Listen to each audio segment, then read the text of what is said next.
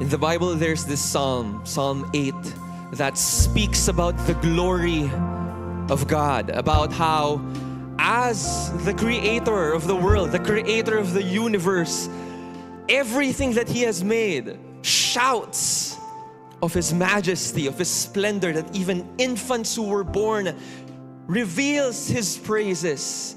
It speaks about so much how big God is. But there's this line here, there's this verse here that sticks out. And from that line on, the tone of the psalm changes. And the line that I'm referring to in Psalm 8 says this: "What is man that you are mindful of him? The Son of Man that you care for him." You see, what we know about the God that we worship is that there seems to be this paradox. There seems to be these two things na parang hindi nagfi-fit sa isa't isa. Na parang, paano nangyari yun? Paano nangyaring parehas totoo yun? But the more we know about who He is, the more we witness His work in our lives, the more we see how profound these two truths coexist together. On one hand, we are shown an image of God who is powerful, who is majestic, who is above everything, greater than all that ever has been and ever will be.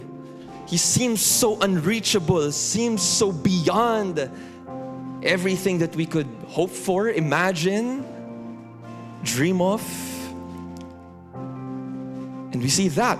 On the other hand, we see an image of God who is personal. An image of God who cares about what we are doing, what we are involved with. An image of God who stays close to us and cares about our affairs, who knows exactly what is in our hearts. Who are we? What is man that you, the creator of the universe, you care for me, you care for us. And those two are true at the same time. And I'm telling you this because some of you here, you might be needing to be reminded of one or the other. Some of you here would need to be reminded that God is big, that God is great, that God is beyond, that God is amazing,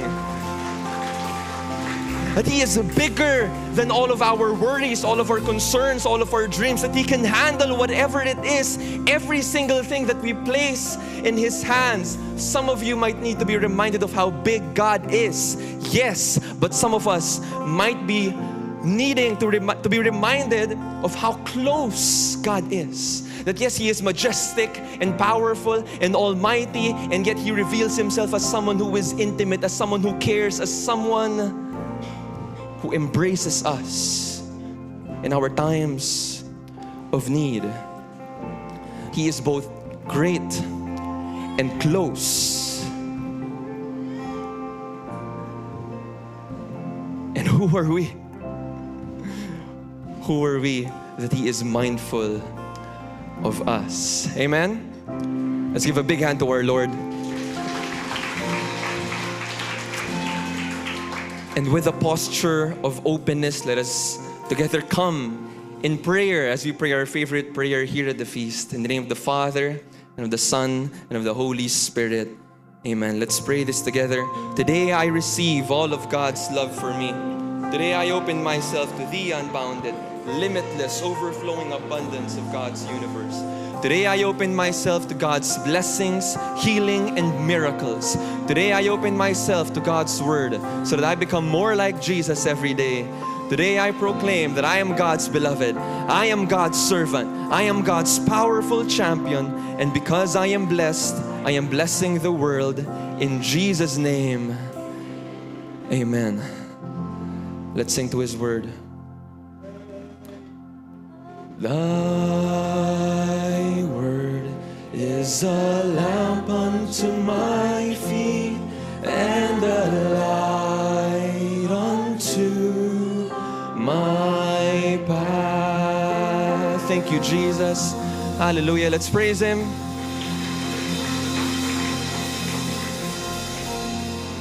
Thank you, Jesus. Are you feeling good today? Yes. Welcome to Feast Alabang Northgate. Are you happy to be here? Yes. All right. And so one of the things that we do here every Sunday, you might be familiar with this already, is something that we call Minute Mingle. And so before you take your seats, we're gonna ask you for 1 minute to talk to someone near you. Katabi mo, kalikod mo, kaharap mo. Anybody, introduce yourselves, okay? Take turns introducing yourselves to one another. And just sort of a fun thing, take turns also answering this one simple question. And our question for this Sunday is this: which is better, ice cream or yogurt? Okay? 1 minute starts now.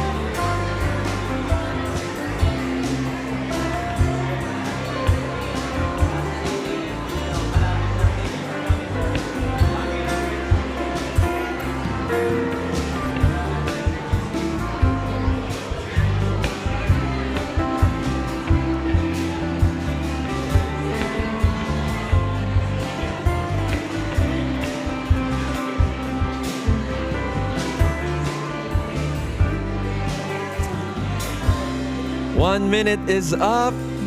You may take your seats. On your way down, pakisalamatan si partner.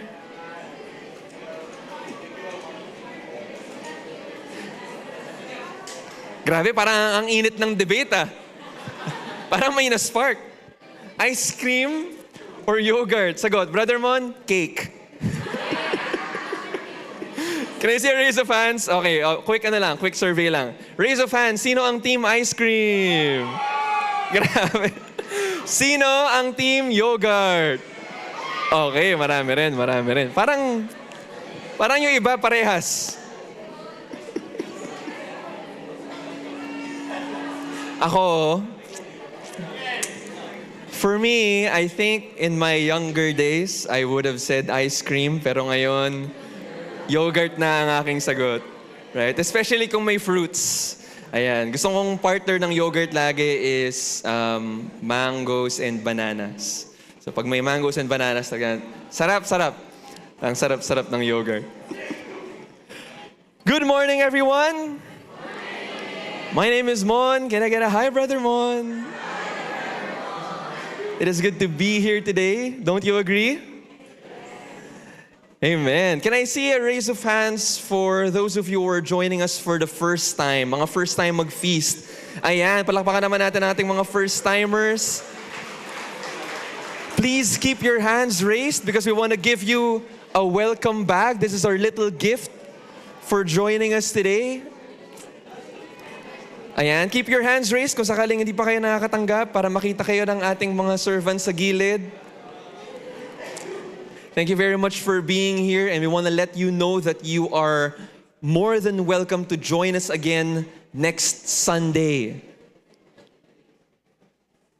Today, though, what we're going to do is we're going to continue on with a series that we started a couple weeks back, a series called The Good Life. Can everybody say, The Good Life?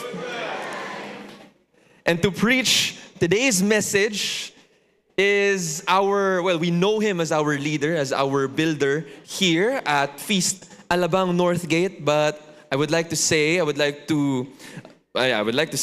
that I'm very much happy, to call him my friend also. Let's welcome here on the stage, Brother Mike Viñas. Thank you, Brother Mon. Can we just give a big hand to Brother Mon? Para ang fit-fit niya, no?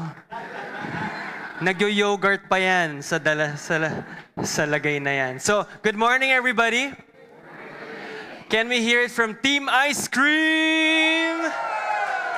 Diba? Kung magdi-dessert ka na lang din, sagarin mo na yung kasamaan. Pero sa ibang bagay sa buhay, sasagarin natin ang kabutihan. Amen? Amen. Hallelujah. It's so fun, so good to be here on a Sunday. I know it's a long weekend, and so I honor you for being in church today. We do not take that for granted. Thank you, guys. Amen. So we are at our 5th message of our series entitled The Good Life. And I want to ask you again, I think I asked you this in one of the messages in this series, but I want to ask you, who among you wants to live the good life? Raise your hand. Okay, very good. Thank you. You see, if you scroll through social these days, you pretty much would get an idea of what the good life could be. So let's see some examples, and I hope our screen is working already. So for some people, the good life would be something like taking selfies in Disney World. Yan. Hindi lang, take note hindi lang Disneyland, Disney World, diba? Sana all. Okay? For some people, it would be perhaps the good life could be a picture of us having coffee or tea by the Eiffel Tower. Oh, diba? Goals. Or it could be also lounging around in your beautiful, spacious home. Ayan. With the latest Scandinavian interior design, right? Or maybe it's not lounging around. For some people, it's driving around your brand new premium electric vehicle. Yan. Or it could be a night out, the best night out in a concert of Taylor Swift. Ayan. Ideas, pictures of what the world perhaps would consider the good life. And nothing is wrong with these things, definitely. But according to Jesus, the good life is about having the right relationships, or about being in right relationships. Right relationships with God and right relationships with people. And tonight, that's what we're going to focus on. We're going to focus on finding peace in the midst of our relationships. Kasi tama nga naman si Jesus. I mean, you can have all the selfies in the world in these different places that you have traveled. You can have all the concerts of the best top-known artists and have all the possessions and belongings that you can have. But if you do not have peace, your supposed good life is a fake. It will not last.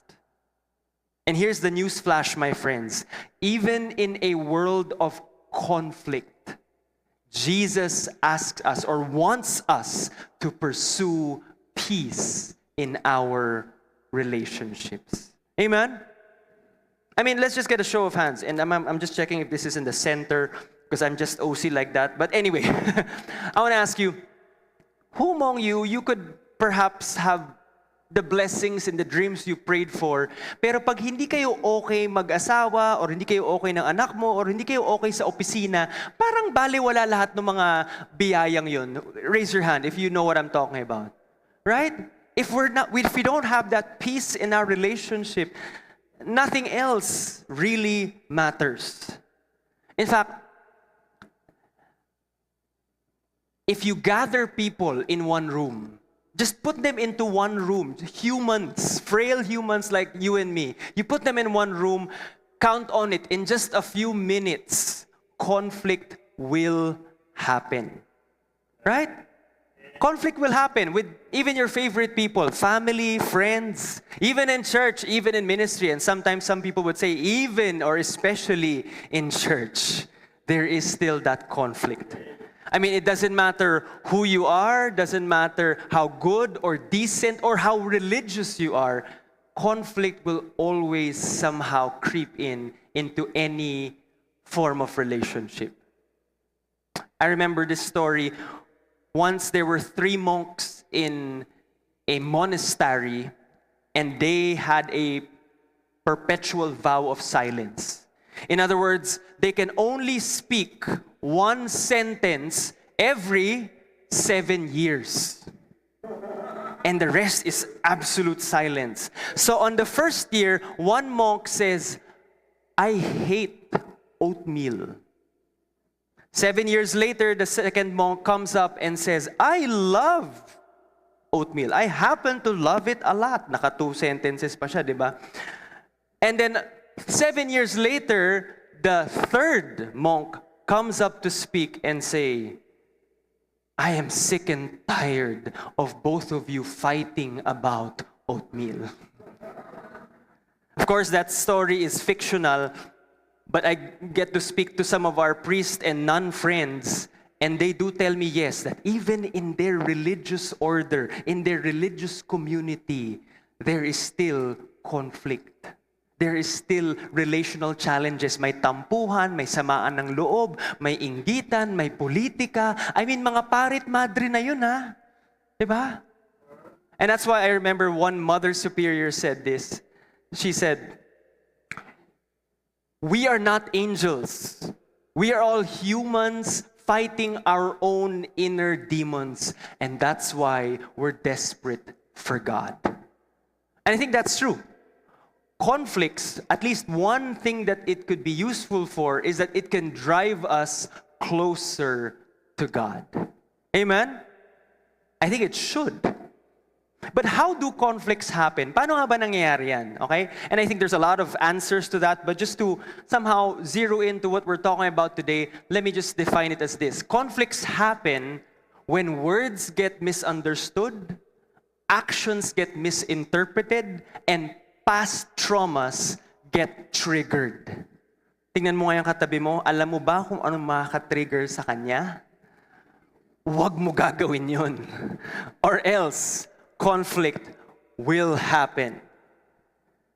Now, Jesus, in this Sermon on the Mount, where this whole series is based on, he is preaching to a people who have gone through so much conflicts in life. This particular audience that he has went through scary Roman soldiers, corrupt tax collectors, self-righteous religious leaders, selfish neighbors, and add to it toxic family members. So these people, at that time where Jesus was preaching and they were listening to these words of Jesus, they knew conflict very well. And I have this idea, or I have this assumption that we know as well a lot about conflict. Sino sa inyo walang problema sa kahit kaninong tao sa buhay? Taas ang kamay. Wala. Napaka-makasalanan po talaga natin, di ba? It's either someone has something against you or you have something against someone. So, it's all a reality. But Jesus, in this Sermon on the Mount, presents 3 ways on how to pursue peace in a world of conflict. How many? All right, lean in with me and listen. So lesson number 1, be a person of your word. Because conflicts happen when promises are broken, when people break promises. In fact, the world that we live in is broken because so many people, so many of us have broken promises. Husband and wives have broken vows and promises. Parents have done the same to their children. Politicians have broken promises to their constituents. Even businesses have broken promises to their customers. Ang sabi, buy one, take one, pero hindi pala talaga. Yung mga ganon, di ba? So if we want to heal this fractured world that we live in, I think we need to begin keeping our promises. Promise? Okay. Jesus said this in Matthew 55, verse 33 to 36. Follow along with me on the screen. Di naman ako ganong katangkad, so sana nababasa nyo. Again, you have heard that the ancients were told, you shall not make false vows, but shall fulfill your vows to the Lord But I say to you, take no oath at all, neither by heaven, for it is the throne of God, nor by the earth, for it is the footstool of his feet, nor by Jerusalem, for it is the city of the great king. Nor shall you take an oath by your head, for you cannot make a single hair white or black. The background here is that during biblical times, people made promises, people made oaths. All right, and they would often say, I swear by the name of the Lord, or I swear by God, blank, blank, blank. And to them, this was binding because the name of the Lord is sacred. To them, that is holy. They sometimes even can't mention that name. But for some people, they have found a way to circumvent this law.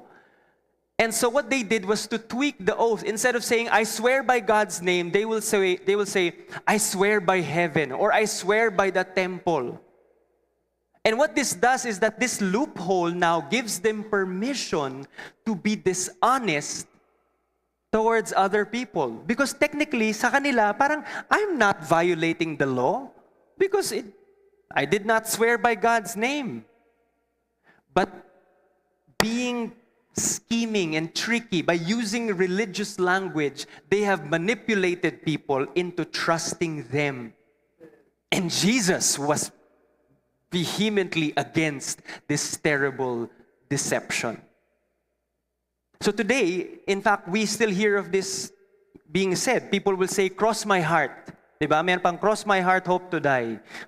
Or on my mother's grave. Ang hindi alam nung kapromise mo, patay na talaga yung nanay. Or hindi pala, buhay pa yung nanay mo. Yung parang ganun. Diba? Or some people would say, promise. Mamatay man ako, promise.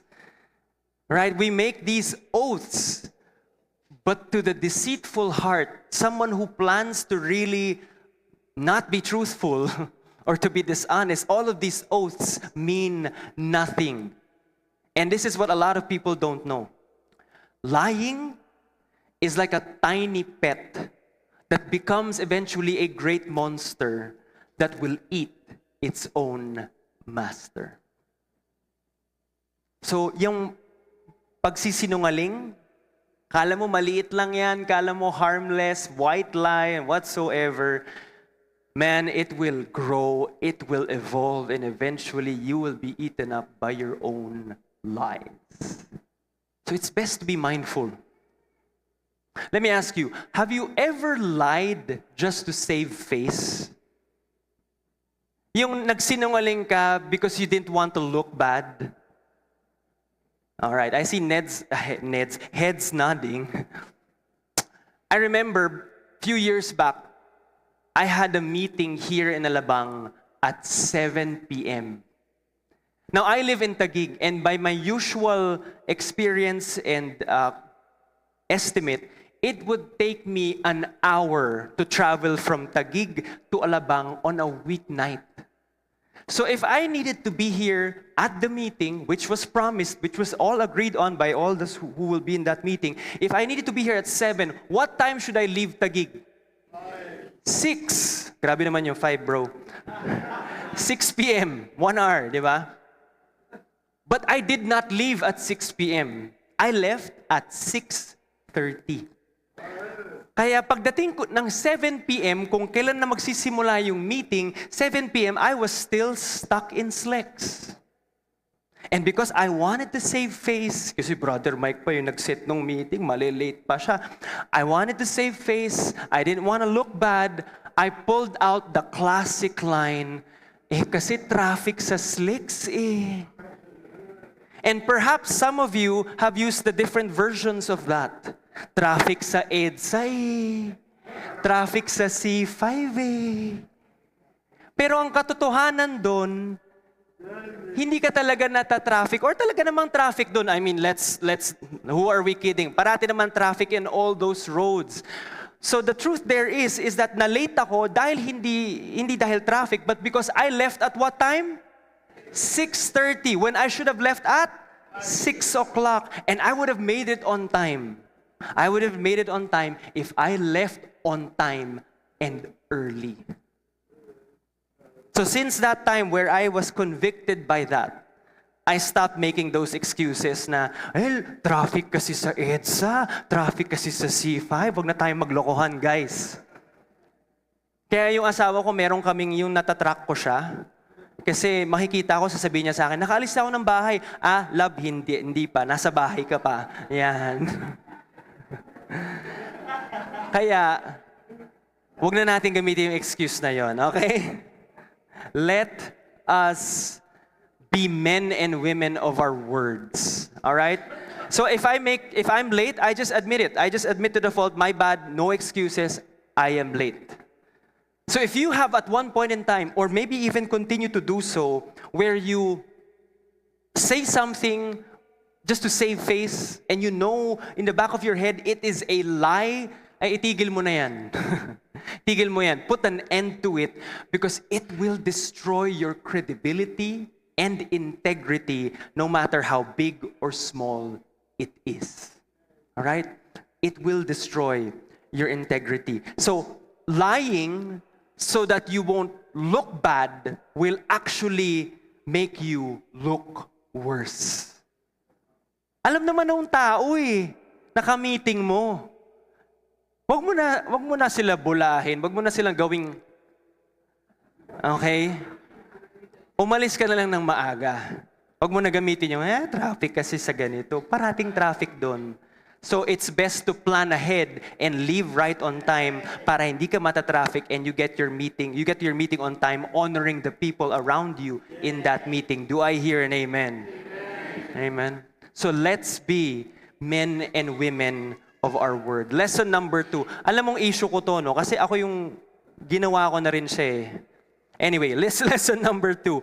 Do not seek revenge. Ayan, medyo lumalim ng konti, no? If someone hurts you, what do? Jesus says this, you have heard it was said, eye for an eye, tooth for a tooth.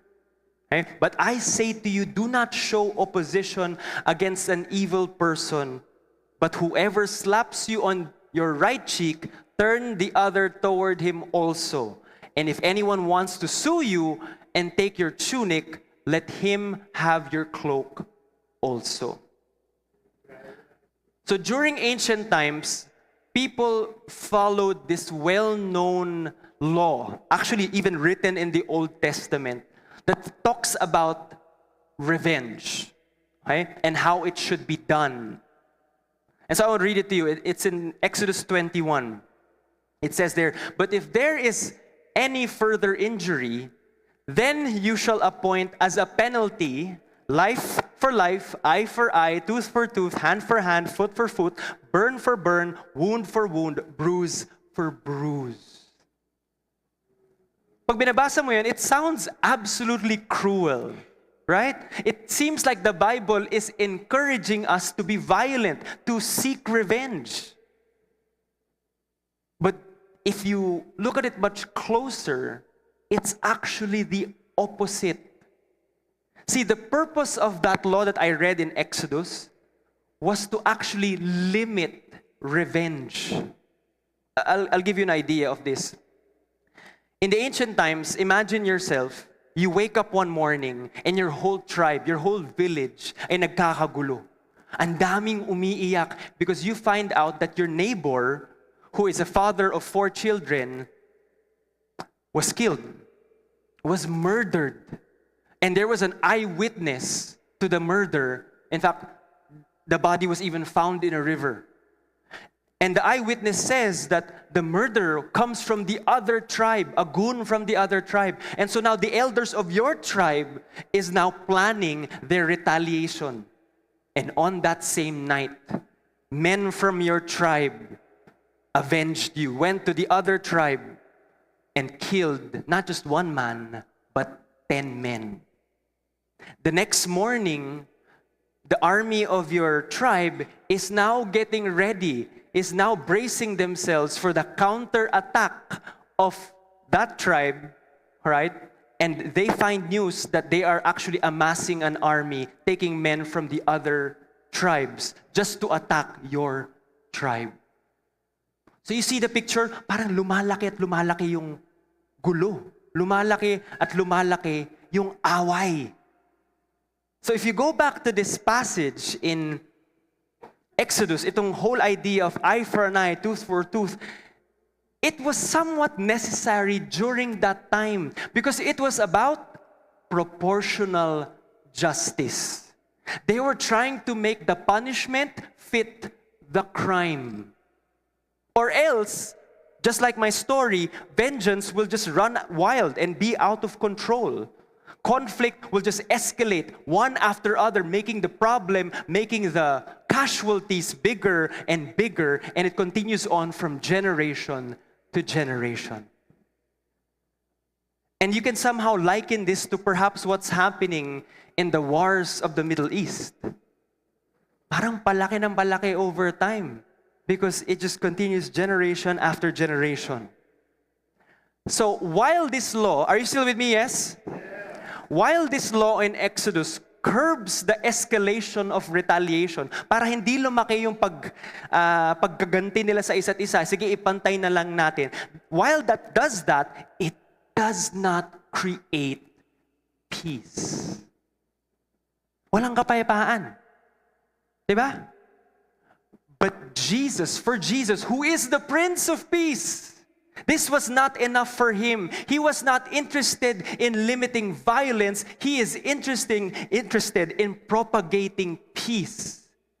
Not for one, but for all. Kaya sabihin mo sa katabi mo, peace tayo. Peace tayo. Okay? Peace tayo. Jesus wanted to take this whole law of eye for an eye, tooth for a tooth, not just to do proportional justice. He wanted to take it to the next level. And that's why he shares 3 practical cases. So if you're writing down notes, dun sa mga OC sa inyo sa notes, there are 3 lessons to this talk. We are at the second one, and underneath the second one, there are 3 cases, and I'll give the last lesson later. So are you still with me? Yes? Okay, good. And which I actually am encouraging you to take down notes because perhaps you may not need to apply this today, but maybe a week later, a month later, a year later, this is a word from God that you will need at that point and will help you have peace in your life. Amen? All right, so the first case is this. Turn your other cheek. Let's read it again. Jesus says, whoever slaps you on your right cheek, turn the other toward him also.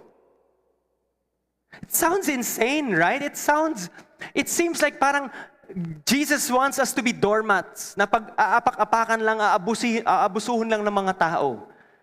But that was not his intention, and that was not what he was trying to say here.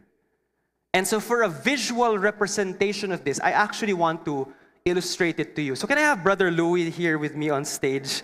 Can we have you here? Ayan. Dito bro. Akit ka dito. Ikaw yung sasampalin talaga kita eh. Joke lang. Biro lang. Dito tayo sa kabila para mas may space. No offense. Okay. Okay. Could you turn your back on the crowd so that at least they know that pare-pareho kayo ng position ng cheek? Okay? So to all of you, this is your left cheek. To all of you, this is your right cheek. Okay. Sabihin natin nag-away kami ni Louie. Okay? Kinuha ko yung extra rice niya. Biro lang.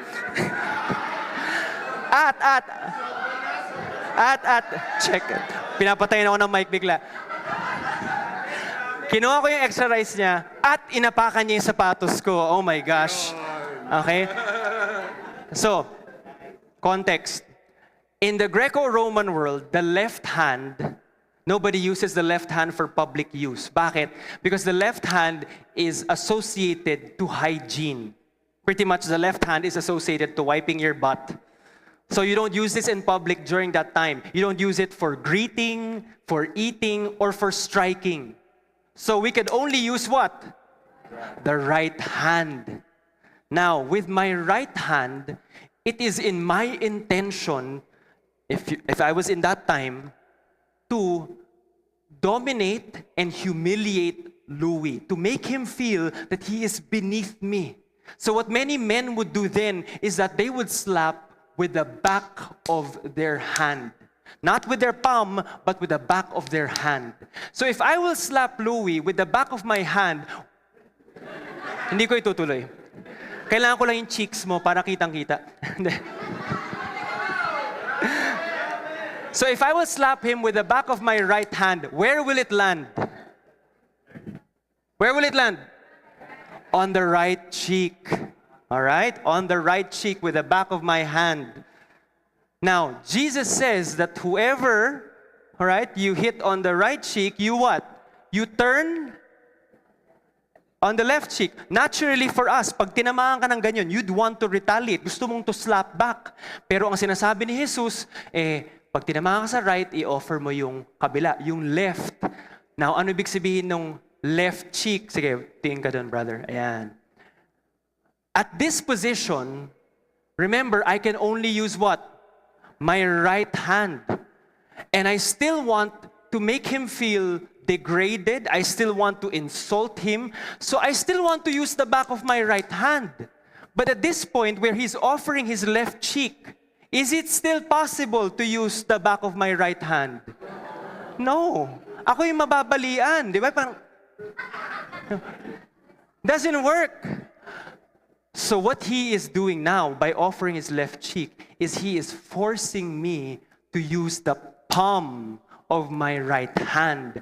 And the palm of my right hand signals at that time means that we are co-equals. He is standing up for himself saying, you cannot degrade me, you cannot humiliate me, and you cannot take my extra rice. Okay?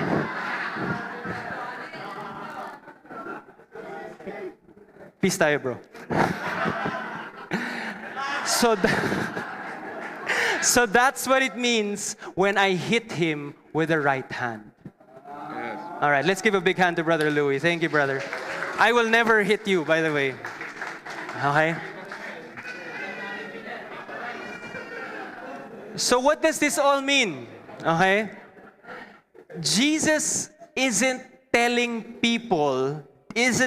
you and me just to be passive victims.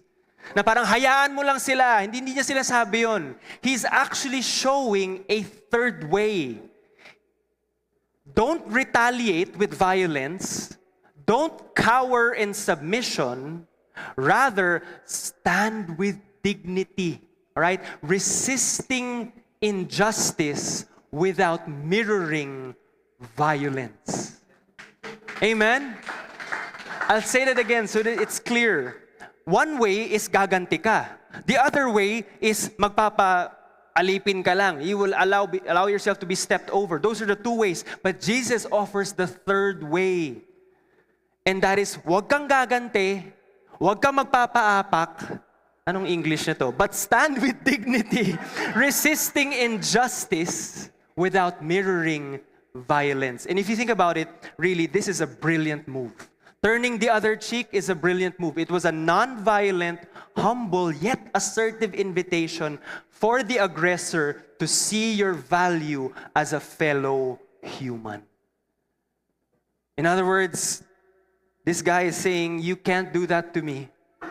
You ought to treat me at the same level as you are because we are both images of God. And we ought to treat each other that way. Amen? Amen. Amen. The second case, sabi ni Jesus, give your cloak. Give your cloak too. Jesus said, if anyone wants to sue you and take your tunic, let him have your cloak also. Now for us modern people, parang this sounds strange. Oh, what does this have to do with us today? But again, for us to understand it, we need to look at its ancient context. Right? Are you with me? In biblical times, if the poor borrows money from the creditor, more often than not, the poor gives their cloak as a collateral for that loan. Because the law of Moses, all right, talks about this in Exodus chapter 22. It says, if ever you seize your neighbor's cloak as a pledge, so it is given as a pledge, as a collateral, may parameters lang. You are to return it to him before the sun sets. For that is his only covering. Kasi malamig na paggabi. If it is his cloak for his body, what else is he to sleep in? So poor person borrows money, gives his cloak as a collateral, pero ang sinasabi dito ni Moses, okay, cloak, pero kailangan mo ibalik yan paggabi na. A very compassionate law actually. Pero ito na, there were immoral creditors, again, finding a loophole to circumvent this law. So instead of getting a poor man's cloak, they will get a poor man's tunic, or you can think about it as a poor man's shirt, which is actually equally cruel. But they believe na ngayon they're off the hook. Parang wala akong vina-violate na law kasi hindi ko naman kinuha yung cloak at wala akong kailangan ibalik sa gabi. Ang kinuha ko shirt so I can hold on to it the longest I want. But what did Jesus say? He says, if someone is suing you, okay, don't just give your tunic, give him your cloak as well. So parang talong-talo naman yung tao, di ba? But what is Jesus trying to paint a picture of here? So imagine this. Kung ikaw yung nangungutang, okay, kinuha na yung shirt mo, yung tunic mo. And Jesus is saying, give your cloak as well. So you give your cloak. So you don't have a shirt, you don't have a cloak, all you have left is your shorts. You're practically naked. Diba? You're practically naked. And so the greedy person now, your creditor, is caught having your tunic, your shirt, and your cloak. Okay? The cloak that the law specifically prohibits your creditor to keep for the night. So what is Jesus trying to say here? He's saying, in that moment, you've exposed their cruelty. You've exposed their cruelty. The shame is not on you, the shame is on them. And what we can learn here is this. Jesus wants us to expose injustice, not through violence, but through costly generosity. You get the idea? Right? Is it clear? Yes? Or perhaps we can go on it for it in a different time, but I have to move on. But yes, Jesus wants to expose, or us to expose injustice, not through violence, but through costly generosity. That's the second case. The third case is this: walk a second mile. Jesus said, can we read it together? Whoever forces you to go 1 mile, go with him 2. So there was a Roman decree back at that time that any Roman soldier can stop anyone in the street and ask this person to carry for him his gear, his stuff, his load for 1 mile. At walang papalag, hindi pwedeng humindi. Gagawin at gagawin mo yon. So everybody hated it because it was such a display of humiliating control. It was an act of humiliating control over that person who couldn't do anything about it. And so people were shocked with what Jesus said. It was totally unexpected. Jesus said, okay, you did 1 mile, go another mile. Go an extra mile. In fact, dun nga ata galing yung buong phrase na yun, di ba? Why? Because the first mile is out of obligation. The second mile is a gift. The first mile is out of submission. The second mile is out of freedom. In doing it that way, in going the extra mile, a person asserts his dignity and his kindness. He asserts both his dignity and his kindness. It kind of seems insane or irrational, but Jesus believes it is this crazy kindness that can win over the world to the kingdom of God. So who among you wants to be crazy kind? Raise your hand. All right, not everybody because it's not easy. It kind of seems that parang talo ka doon. But ultimately, the kingdom of God advances through your kindness. I remember one time, Vey and I came home from a mission trip. I don't remember where, but I do remember that it was far away and it was, I think, a bit of a bit long, mga 2-3 weeks. Kaya ang dami naming bagahe. So, coming home in the airport to go to Taguig, bale, wala nang oras dito kasi wala namang meeting na mini-meet. We booked a Grab going home with all our luggage. And I remember, pagkasakay ko doon and throughout the whole ride going home, inis na inis yung driver. Parang galit na galit siya na parang ang dami namin daw bagahe. Ang dami niyang reklamo, as in, parang ako, naiinis na rin ako, and I kind of felt like I had to stand my ground and show some teeth. Parang kala mo aso, no? Parang pangil. But I was led to, instead of doing that, to just be kind to the person. Kahit inis na siya, kahit galit na siya. So, before we went down, when we arrived already in our condo, bago kami bumaba, I was just led to give him a generous tip in spite of how we were treated. At nung natanggap niya yung tip, ay bigla siya nag-iba ng anyo. Bigla siya ay, sige po sir, baba siya from the driver's seat. Binuksan niya yung likod. Pinagtutulong kami sa mga luggage namin, which he did not do at the beginning, but he's now doing it at the end. And at the end, he said, "Thank you sir, marami pong salamat. Ingat po kayo, God bless." May God bless pa siya. Kanina, inis ka na di ba? Pero nagtingin na lang kami ni Vea at ngumiti kami at nagpasalamat sa kanya and wished him well and said, God bless. See, if you have been wronged in life, the best revenge is to show the mercy of God. Amen. Even if they don't deserve it. Even if they don't deserve it. You'd rather show kindness because kindness robs the oppressor of their ability to humiliate. Wala na siyang gagawing masama sa'yo kasi ang buti-buti mo sa kanya eh. Diba? And so the song is true. You kill him with kindness. Don't just end with kill, because that's a sin. You kill him with kindness. In Jesus' name. And everybody said, Amen. Amen. Let's all stand.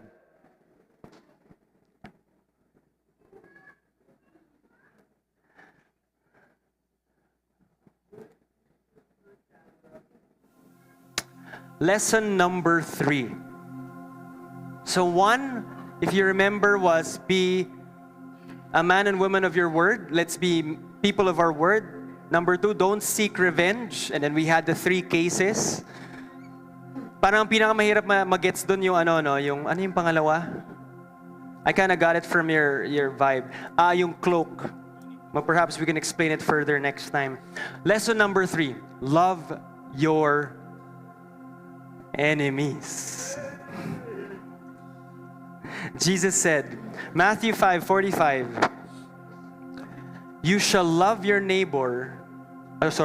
You have heard that it was said, you shall love your neighbor and hate your enemy. But I say to you, natatawa ko kasi parang si Lord, baliw ka naman yan, napakahirap to gawin eh. But I say to you, love your enemies and pray for those who persecute you, so that you may prove yourselves to be sons and daughters of your Father who is in heaven. For he causes his sun to rise on the evil and the good, and sends rain on the righteous and the unrighteous. In our pursuit of peace and our war against evil, God has given us very effective and powerful weapons. In fact, we've been talking about them throughout this series. Weapons like controlling your angry words, or saying no to lust, or being people of our word, being honest. Those are great weapons. And I believe the greatest weapon that we have in our pursuit of peace, our greatest weapon that we have in our war against evil, is loving our enemies. Jesus believed that loving your enemy can overthrow immoral systems of power.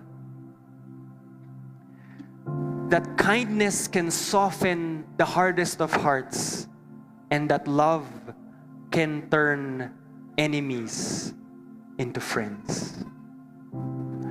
Tough order, tough thing to live by.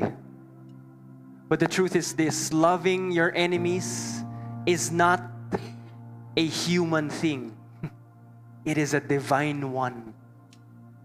It is not by your human limitation or weakness or brokenness. You cannot do this striving on your own strength. It is only by God's grace that you can love who you seem to think is the unlovable. And God does not ask us to do something that He did not first do Himself. For Jesus, who is fully God and fully man all at once, loved His enemies. Once there was this father and son. Let's name them Carlos and Steve. They're not real names. Carlos was the father. Carlos was a successful businessman, but a horrible father. Because in his mind, he always thought that his children were good for nothing. Na parang walang mabuting ginawa, walang magandang ginawa sa buhay.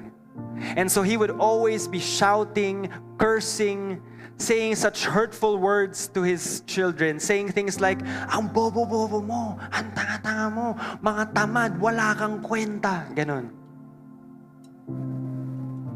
And not only was he very harsh to his children, he ruled over them with an iron grip, with an iron fist. Because he would require all his children to work in the family business under his dictatorship. So one of his sons, Steve, knew that for him to succeed in life, he would have to eventually leave their house when he's older and leave the family business. So after being part of the family business for 2 years, he decides to eventually leave their home and start his own business, his own small business. And because of that, his father was so angry that he would not speak to Steve for 3 years. Hindi sila nag-usap. But Steve, in those 3 years, kept reaching out to the father, kept showing up for the family. Kahit hindi siya kinakausap, he just continued to be there for them, for his dad. And never once did he retaliate or fight against his dad. Instead, he allowed his own success, by the grace of God, to do the talking. Kasi yung maliit niyang negosyo, lumago. It did well. He got better. And that really somehow changed his perspective as well. And he didn't just get better in business, he got better in kindness. So tuloy-tuloy pa rin siya. Just being there with his family, just reaching out to his dad. And over time, again by the grace of the Lord, this kindness, sometimes met with rejection, at some point softened the heart of the dad. And the dad began to reach out to him and talk to him, and at one point they were reconciled. Before the dad died, he would tell his friends how much he is so proud of his son Steve and how much he loves Steve. I shared to you this story because it reminds me of this quote. Don't get even better.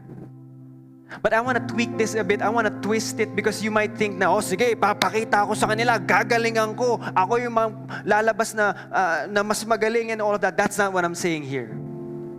Because the world will tell you, if you are wronged, Get even. Gantihan mo. But God is telling you today, get even better. Get even kinder. Get even humbler. Don't stoop down to their level. Allow them, don't stoop down to their level. Allow them to roll in their mud if they want to, but you rise above all of that. You take the higher road. If they are rude to you, be respectful to them. If they are selfish, be selfless to them. If they are greedy towards you, be generous to them. Because that is the crazy way of the kingdom. A kingdom of kindness, a kingdom of love, a kingdom of grace that God wants to establish in your life, in your relationships, and in the world that we live in, so that peace would reign. Peace would reign. Right relationship with God, right relationship with people. Your peace thrives. Amen. And that's what Jesus did on the cross. When sin and hatred rose against him, when every fiber of his being would be screaming, "Get even! Lumaban ka!" What did he do? He stretched out his arms on the cross and gave up his life for people who did not accept him, for people who rejected him, for people who you could say were enemies against him. And you know, the truth is, my friends, we can be counted with those people as well. Whenever we reject him, whenever we say we don't need him, whenever we sin and walk away astray. But ultimately, God continues to love us. Till the very end, he will. And he believes that love can turn enemies into friends. And perhaps that has been your story as well. For the longest time, you've been far from God. You've been doubting God, angry at him perhaps, swearing that you are the enemy of God because of sin. But because of his love, because of his faithful love, perhaps today you are being transformed. Perhaps today your heart is being softened. And now he's winning you over to be a friend. Scripture says, no greater love than this, but to lay down one's life for one's friend. That's what Jesus did for us. And now that we are his friends, and even we would say his beloved children, he calls us to do the same. Difficult as it may be, let his grace fuel you and drive you to love your enemies. In Jesus' name. In Jesus' name. In Jesus' name. Amen. Let's all pray. Let's come together in the name of the Father, the Son, and of the Holy Spirit. Amen. Why don't you close your eyes, lift your hands if that's something comfortable for you, and just allow me to lead you in prayer. Lord Jesus, the enemy who has caused conflict in our relationships, in our marriage, in our family, in our friendship, in our ministry, even at work, the evil one who has caused these rifts, these conflicts, God, they might be thinking that they have the upper hand. They might be thinking that they're winning.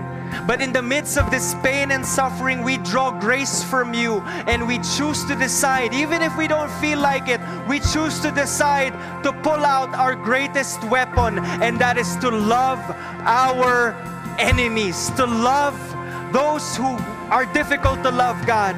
And we know that by doing so, just as you did on the cross, we will see resurrection power in our relationships. We will see our relationships restored, revived, and renewed. And so, God, we choose today to receive your love, to receive your grace, so that we can love and forgive and serve and be selfless, God, in a non-violent way, to resist injustice, and to love those who have hurt us the most. All this we pray in Jesus' name.